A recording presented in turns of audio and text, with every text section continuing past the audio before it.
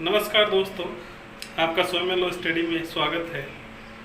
आज हम लेकर आए हैं भारतीय दंड संहिता इंडियन पिनल कोड 1860 का बहुत ही महत्वपूर्ण चैप्टर है क्रिमिनल कॉन्स्पायरेंसी, आपराधिक षड्यंत्र। किसी भी अपराध को करने से पहले साजिश या षड्यंत्र रचना, किस प्रकार से अपराध होता है उसकी परिभाषा किस प्रकार से दी गई है। ये जुडिशियल सर्विसेज के लिए या लॉ से रिलेटेड कंपटीशन है उनके लिए बहुत ही महत्वपूर्ण है। आप ध्यान से देखिएगा, आपके लिए बहुत ही ज्ञानवर्धक होगा। आइए हम लेक्चर स्टार्ट करते हैं।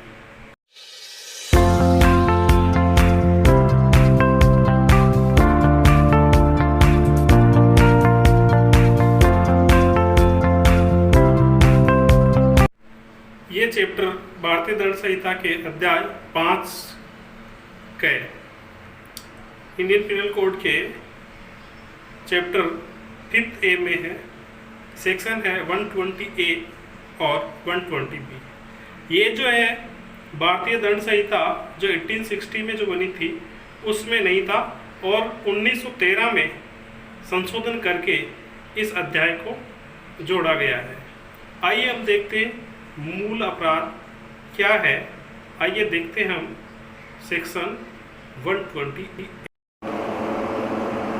Definition of criminal conspiracy: when two or more persons agree to do or cause to be done an illegal act or an act which is not illegal by illegal means, such an agreement is designated a criminal conspiracy। अब इसका प्रंतुक देखेंगे।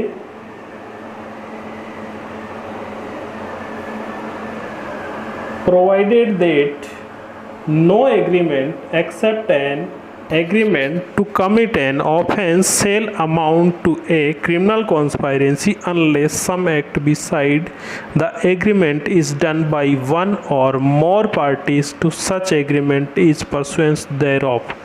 Explanation: it is immaterial whether the illegal act is ultimate object of such agreement or is merely incidental to that object। Hindi में आपराधिक षड्यंत्र की परिभाषा: जब दो या दो से अधिक व्यक्ति कोई अवैध कार्य अथवा कोई ऐसा कार्य जो अवैध नहीं है अवैध साधनों द्वारा करने या करवाने के लिए सहमत होते हैं तो ऐसी सहमति आपराधिक षड्यंत्र कहलाती है।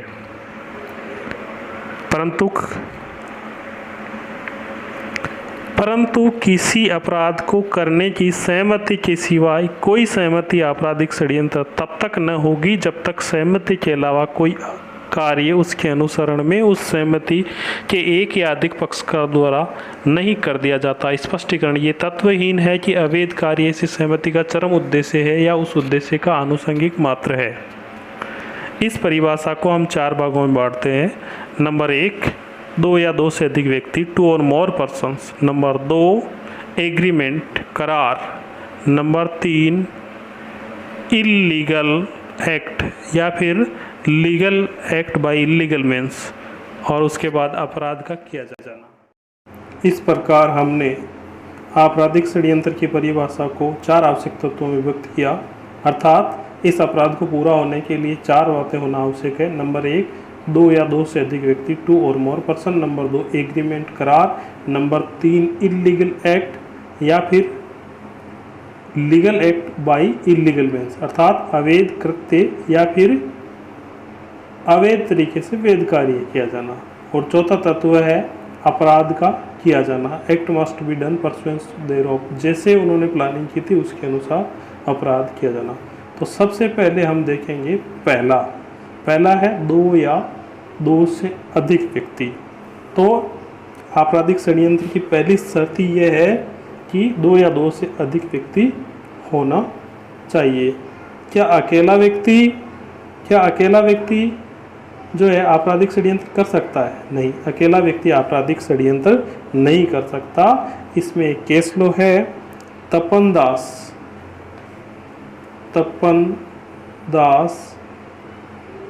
वर्सेस स्टेट ऑफ बॉम्बे का केस लो है। इसमें क्या कहा गया? इसमें ये कहा गया है कि सबसे पहली बात कि इस अपराध करने के लिए 2 व्यक्ति होने चाहिए, देयर मस्ट बी 2 और मोर पर्सन। पहली बात हो गई 2 या 2 से अधिक व्यक्ति होना चाहिए। दूसरी बात, नेवर गिल्टी एलोन पर्सन, केवल अकेला व्यक्ति इसके लिए दोषी नहीं ठहराया जा सकता, अर्थात 2 व्यक्ति होना जरूरी होता है।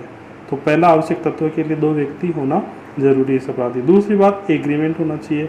एग्रीमेंट का मतलब क्या होता है कि अपराध करने के लिए उन सब व्यक्तियों की सहमति होना जरूरी है। अब हम बात करते हैं, मान लो ए बी और सी 3 व्यक्ति है। तीनों व्यक्ति मिलके 2 व्यक्ति ए और बी व्यक्ति किसी अपराध की प्लानिंग कर रहे हैं, वहाँ पे सी व्यक्ति इनकी बात से सहमत नहीं होता है, तो यहाँ पे सी मना कर देता है, इसलिए सी को क्रिमिनल कॉन्स्पायरेंसी का दोषी नहीं माना जाएगा, अर्थात सभी व्यक्तियों की सहमति होनी चाहिए, तभी ही अपराध पूरा होगा, तभी आपराधिक षड्यंत्र पूरा होगा। और तीसरी बात आती है अवैध कार्य। अवैध कार्य होना चाहिए, इसको 2 भागों में बांट सकते हैं, ए और बी। इस बात को, अवैध कार्य को हम 2 भागों में बांट सकते हैं। ए भाग में बांटेंगे इलीगल एक्ट, अवैध कार्य, और बी पार्ट में हम लेंगे legal act by illegal means. पहले भाग में या तो इसमें आना चाहिए या इसमें आना चाहिए। तो पहला देखते हैं, पहला है इलीगल एक्ट। इलीगल का मतलब अवैध कार्य करने के लिए सहमत होना चाहिए। अब बात आती है अवैध कार्य किसे कहते हैं। तो अवैध कार्य भारतीय दंड संहिता की धारा 43 में इलीगल की डेफिनेशन दे रखी है। अब भारतीय दंड संहिता की धारा 43 में इलीगली क्या परिभाषा दे रखी है, तो इलीगल मीन्स वहाँ पे भारतीय दंड संहिता की धारा 43 के अनुसार इलीगल में 4 बातें, 4 में से कोई भी बात हो इलीगल होगा। 4 बातें क्या क्या है, तो नंबर 1 पे है कि सिविल कार्रवाई का आधार हो। नंबर 2, ऐसा कार्य जो विधि द्वारा प्रतिषेधित हो, वह विधि प्रोहिबिटेड बाय लॉ हो, सिविल कार्रवाई का आधार उत्पन्न करता हो, और नंबर 3 अपराध हो, और नंबर 4 ऐसा कार्य जिसको करने के लिए कोई व्यक्ति बाउंड बाय लॉ, विधि द्वारा बाउंड हो। बाउंड बाय लॉ का मतलब विधि द्वारा आबद्ध हो और ऐसे कार्य का लोप कर देता है तो वो कार्य भी अवैध है। तो ये 4 बातें अवैध में आती है।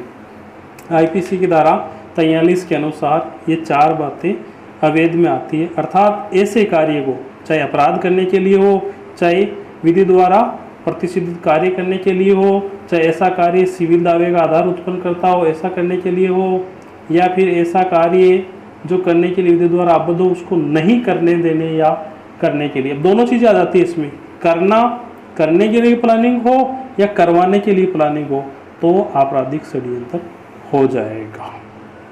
तो ये 3 बातें आवश्यक होती है। और चौथी बात होती है उसकी परसुएंस में कार्य किया जाना। जैसा प्लान किया, जब तक आपने कार्य नहीं किया तब तक अपराध नहीं होगा, क्योंकि उसके प्रोविजियो परंतुक में दिया हुआ है कि कोई भी सहमति तब तक अपराध नहीं है जब तक कि उसकी परसुएंस में कार्य कर नहीं दिया जाता। तो उसकी परसुएंस में कार्य किया जाना भी जरूरी है। ये 4 बातें पूरी होगी तो ही अपराध पूरा होगा, अर्थात क्रिमिनल कॉन्स्पायरेंसी। तो क्रिमिनल कॉन्स्पायरेंसी किसे कहते हैं, जब 2 या 2 से अधिक व्यक्ति कोई अवैध कार्य या फिर वैध कार्य अवैध साधनों द्वारा करने के लिए सहमत होते हैं, तो ऐसी सहमति आपराधिक षड्यंत्र क्रिमिनल कॉन्स्पायरेंसी कहलाती है। लेकिन कोई भी षड्यंत्र तब तक अपराध नहीं होगा जब तक कि उसकी परसुएंस में कोई अपराध या कोई विधि विरुद्ध कार्य कर नहीं दिया जाता। अब करने की बात आती है, जैसे मान लो हम एक उदाहरण द्वारा समझते हैं कि ए और बी 2 व्यक्ति हैं। दोनों व्यक्तियों ने प्लानिंग करी। और प्लानिंग करने के बाद जो है इन्होंने प्लानिंग करी कि हम कोई अपराध करते हैं, लेकिन इन्होंने बाद में अपनी प्लानिंग चेंज कर दी, अपराध नहीं करेंगे, तो ये कार्य आपराधिक षड्यंत्र नहीं होगा। अब दूसरी सिचुएशन ये आती है कि मान लो 3 व्यक्ति हैं, ए, बी और सी। तीनों व्यक्तियों ने एक प्लानिंग करी कि किसी व्यक्ति का मर्डर करना है। मर्डर अपराध है और वो अपराध होने के कारण 43 में आ गया, 43 में आने के कारण अवैध हो गया। तो तीनों ने प्लानिंग करी कि किसी व्यक्ति का मर्डर करते हैं। अब ए और बी मर्डर करने के लिए चला गया और सी ने बाद में मना कर दिया, तो यहाँ पे तीनों को ही आपराधिक षड्यंत्र का दंड, यानी कि 120 ए का दंड 120 बी में है, वो तीनों को ही आपराधिक षड्यंत्र का दंड मिलेगा, क्रिमिनल कॉन्स्पायरेंसी का दंड मिलेगा, लेकिन हत्या का दंड केवल ए और बी को ही मिलेगा, क्योंकि सी केवल क्रिमिनल कॉन्स्पायरेंसी का ही दोषी है। अगर किन्हीं व्यक्तियों ने मिलकर क्रिमिनल कॉन्स्पायरेंसी करी है और उसमें से एक व्यक्ति या अन्य कोई व्यक्ति उस अपराध में भाग नहीं लेता, तो उसको उसका दंड नहीं मिलेगा। और अब हम देखते हैं कि क्रिमिनल कॉन्स्पायरेंसी के लिए दंड क्या है। तो क्रिमिनल कॉन्स्पायरेंसी आपराधिक षड्यंत्र का दंड भारतीय दंड संहिता की धारा 120 बी में है। 120 बी में क्या दंड है, तो इसके दंड को हम 2 भागों में बांटा गया है। इसमें नंबर 1 क्या है, नंबर एक जो कोई मृत्यु या आजीवन कारावास या 2 वर्ष से अधिक। तो 3 बातें हो गई, क्या क्या हो गई 3 बातें, मृत्युदंड, आजीवन कारावास या 2 वर्ष या इससे अधिक के कठिन कारावास से दंडनीय किसी अपराध के षड्यंत्र में अगर कोई व्यक्ति शामिल होता है, तो उसको वही दंड मिलेगा जो उसके अबेटमेंट का है। एक बार अगेन देखते हैं, अगर कोई व्यक्ति ऐसे क्रिमिनल कॉन्स्पायरेंसी में शामिल होता है, कोई व्यक्ति ऐसे क्रिमिनल कॉन्स्पायरेंसी में शामिल होता है जिसमें नंबर 1 लाइफ इम्प्रिजमेंट हो या कैपिटल पनिशमेंट हो, LI हो या फिर कैपिटल पनिशमेंट हो या फिर 2 वर्ष से अधिक का कारावास हो, 2 वर्ष से अधिक का कारावास हो, तो उस व्यक्ति को वही दंड मिलेगा जो अबेटमेंट का है। जो अबेटमेंट का जो दंड है वही दंड उसको मिलेगा। तो ये पहला पार्ट हो गया। दूसरी बात आती है कि अगर कोई व्यक्ति इन अपराधों के अलावा किसी दंडनीय किसी अपराध का अगर कोई व्यक्ति कॉन्स्पायरेंसी करता है, तो इसमें आता है कि जो कोई पूर्वोक्त रूप से दंडनीय अपराध से भिन्न किसी, यानी अर्थात ऊपर वाले जो अपराध है उसके अलावा किसी भी अपराध में अगर शरीक होगा, तो उसे 6 महीने तक का कारावास मिल सकता है। 6 महीने से अधिक नहीं होगा, 6 महीने से अधिक नहीं होगा। पनिशमेंट एज कितना होगा, imprisonment for either description for a term not exceeding 6 months, not exceeding 6 months, 6 महीने से ज़्यादा नहीं होगा, या फिर फाइन हो सकता है या फिर दोनों हो सकता है। तो या तो 6 महीने तक का हो सकता है या फिर 6 महीने तक का हो सकता है या फिर फाइन हो सकता है, और तीसरी कंडीशन में दोनों हो सकते हैं। तो आपराधिक षड्यंत्र के लिए ये पनिशमेंट मिलेगा। तो हमने अब जो है आपराधिक षड्यंत्र का पनिशमेंट भी। अब हम देखते हैं कि कॉमन इंटेंशन और क्रिमिनल कॉन्स्पायरेंसी आपराधिक षड्यंत्र में और जो है सामान्य आशय में, कॉमन इंटेंशन में क्या अंतर है। तो देखिए कॉमन इंटेंशन क्या होता है। कॉमन इंटेंशन क्या होता है, कॉमन इंटेंशन का मतलब, सामान्य आशय का मतलब जब 2 या 2 से अधिक व्यक्ति या कई व्यक्ति उन सबके सामान्य आशय के आकर्षण में अगर कोई आपराधिक कार्य करते हैं, तो हर व्यक्ति उसी प्रकार उत्तरदायी होता है कि मानो वह आपराधिक कार्य उसने अकेले ने किया हो। when several person when any criminal act done by several person in furtherance of all, every person is liable alone। जैसे दो या दो से अधिक व्यक्ति मिलकर अगर कोई सामान्य आशय की परिभाषा कहाँ दे रखी है, तो आईपीसी की धारा 34 में सामान्य आशय की परिभाषा दे रखी है। तो जब दो या दो से अधिक व्यक्ति कोई आपराधिक कार्य मिलके करते हैं तो वहाँ उसकी लाइबिलिटी तय करने के लिए कॉमन इंटेंशन है। जबकि क्रिमिनल कॉन्स्पायरेंसी क्या है, किसी अपराध को करने से पहले साजिश करना या प्लानिंग करना क्रिमिनल कॉन्स्पायरेंसी है। तो ये दोनों चीज़ें अपनी क्लियर हो गई। अब इनमें अंतर क्या है, ऑब्जेक्ट के आधार पर अंतर देखते हैं। तो इसका उद्देश्य 34 का उद्देश्य लाइबिलिटी के लिए, यहाँ पे अलग से ऑफेंस नहीं है, ये केवल उसी अपराध में लाइबिलिटी ठहराता है कि उसने, जैसे मान लो दो व्यक्तियों ने मिलकर मर्डर किया तो हर व्यक्ति को 302 के अनुसार सजा मिलेगी। वहाँ उत्तरदायी ठहराता है अपराध में दो या दो से अधिक व्यक्तियों को। जबकि यहाँ क्या है, पूर्व जो योजना प्लानिंग करिए, षड्यंत्र करिए, उन व्यक्तियों को दंड देना इसका ऑब्जेक्ट है। दूसरी बात आती है, ये खुद जो है ऑफेंस नहीं है। 34 IPC 34 common intention is not offence, ये केवल लाइबिलिटी के लिए, जबकि ये खुद सब्सटेंटिव ऑफेंस है। आपराधिक षड्यंत्र खुद सब्सटेंटिव ऑफेंस है। तीसरी बात आती है, criminal act done by several person.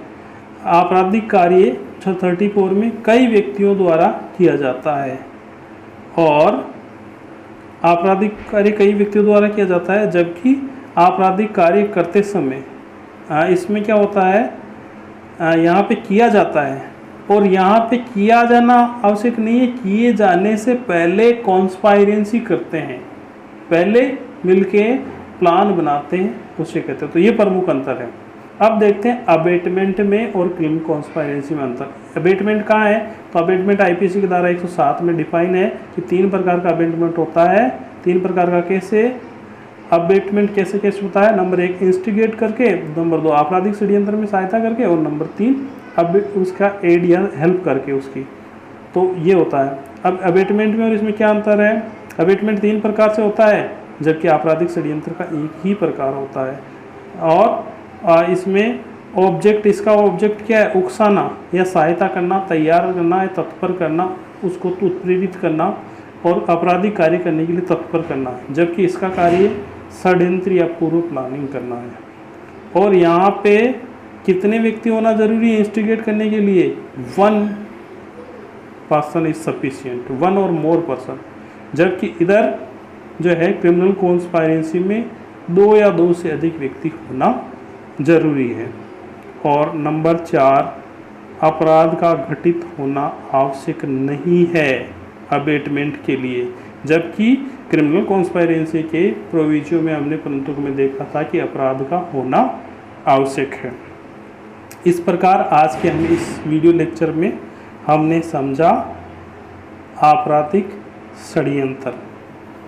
ये जो लेक्चर है आपके लिए अत्यंत ही ज्ञानवर्धक साबित होगा, और प्रतियोगिताओं में से इसमें से समस्यात्मक प्रश्न या ऑब्जेक्टिव टाइप क्वेश्चन या डिस्क्रिप्टिव टाइप क्वेश्चन आ सकते हैं, और इसलिए ये चैप्टर बहुत महत्वपूर्ण है। हम आशा करते हैं कि आपके लिए बहुत ही लाभदायक होगा। और हमारा जो ये लेक्चर पसंद आया है आपको तो लाइक करें, शेयर करें, और आपसे हमारी गुजारिश है कि इस चैनल को आप सब्सक्राइब करें। धन्यवाद।